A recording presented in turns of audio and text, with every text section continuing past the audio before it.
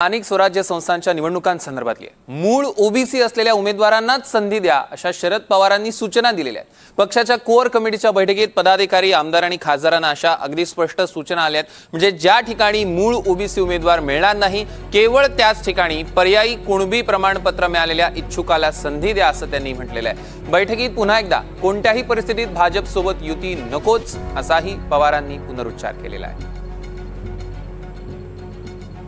या संदर्भातले अधिकचे अपडेट्स आपण घेणार आहोत। ऋतिक गणकवार आपले प्रतिनिधी आपल्या सोबत थेट जोडले गेले आहेत त्यांच्याकडनं।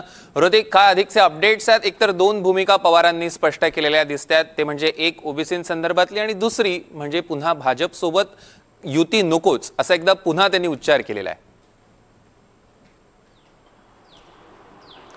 नक्कीच सौरभ, आपण एकंदरीत बघतोय की सर्व जे पक्ष आहेत आता स्थानिक स्वराज्यांच्या जे निवडणुका पार पडत आहेत त्या अनुषंगाने तयारीला लागलेले आहेत। त्याच अनुषंगाने राष्ट्रवादी काँग्रेस शरदचंद्र पवार पक्षाची देखील आज कोर कमिटीची बैठक पार पडलेली आहे। खरं तर मागच्या आठवड्यामध्ये सर्व जे त्यांचे जिल्हाध्यक्ष आहेत, तालुका प्रमुख आहेत, त्यांची सर्वांची बैठक घेत नेमका स्थानिक पदाधिकारी ज्या आहेत त्यांचा कल कुठे आहे या संदर्भातल्या ज्या बैठका आहेत त्या पार पडत होत्या आणि त्यानंतर आता त्या बैठकीनंतर कोर कमिटीची बैठक जी आहे ती काही अंतिम निर्णय घेण्यासाठी कोर कमिटीच्या बैठका ज्या आहेत त्या आता या टप्प्यामध्ये पार पडणार आहेत। आणि याच बैठकीमध्ये सर्व जे प्रमुख नेते आहेत कोर कमिटीचे ते आज उपस्थित होते। स्वतः शरद पवार या बैठकीचे नेतृत्व करत होते। त्यांच्या उपस्थितीत ही महत्त्वाची बैठक पार पडलेली आहे। रोहित पवार असेल, शशिकांत शिंदे असेल, हे महत्त्वाचे नेते देखील या बैठकीला होते। अनेक प्रमुख नेते देखील होते आणि या बैठकीमध्ये शरद पवारांनी दोन महत्त्वाच्या भूमिका मांडलेल्या आहेत, दोन सूचना केलेल्या आहेत। त्यामध्ये एक महत्त्वाची सूचना म्हणजे